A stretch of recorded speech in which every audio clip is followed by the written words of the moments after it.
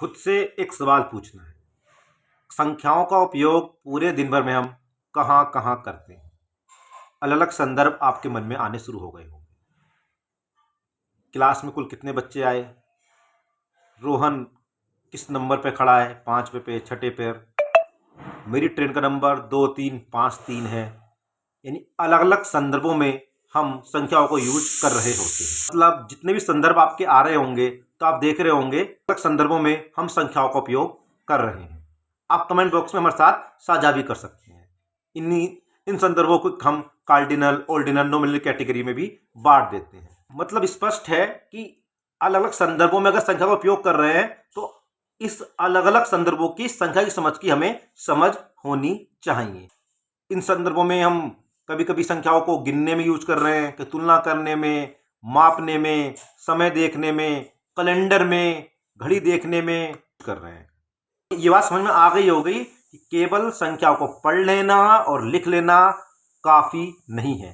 संख्याओं को अगर दैनिक जीवन में उपयोग करना है तो हमें इससे परे यानी पढ़ने लिखने से कुछ ज्यादा जानना होगा। और ये जो ज्यादा है इसी को हम बोल रहे हैं संख्या की समझ हो जाना। हमें बच्चों को जो कक्षा 1-2 में संख्या समझ हम सिखाना है तो उसके मायने क्या हैं। तो केवल पढ़ना लिखना तो है नहीं। अभी हम आप इन उदाहरणों को अगर रिफ्लेक्ट कर रहे होंगे तो आपको समझ में आ रहा होगा कि उनके अंदर बहुत कुछ है। तो वो क्या है, आइए उसको भी जान लेते हैं। पहले इस चित्र को देखिए।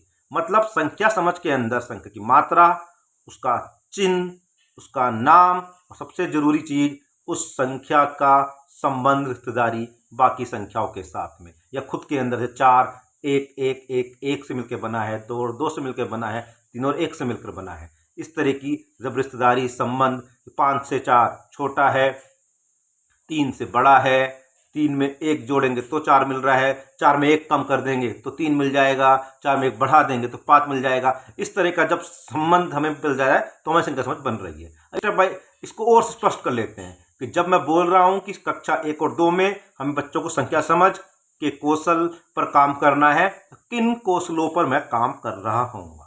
नंबर 1, संख्या को क्रम में बोलना, ठोस वस्तुओं एवं बिना ठोस वस्तुओं की संख्याओं को क्रम में गिनना, संख्याओं की मात्रा की समझ, पढ़ना लिखना, शून्य की समझ, स्थानीय मान, दहाई और इकाई में गिनना, पढ़ना लिखना, संख्याओं की तुलना, पैटर्न, जोड़ घटा की अवधारणा, संख्याओं को तोड़ना जोड़ना, विभिन्न संदर्भों में संख्याओं पढ़ना लिखना एवं उपयोग करना।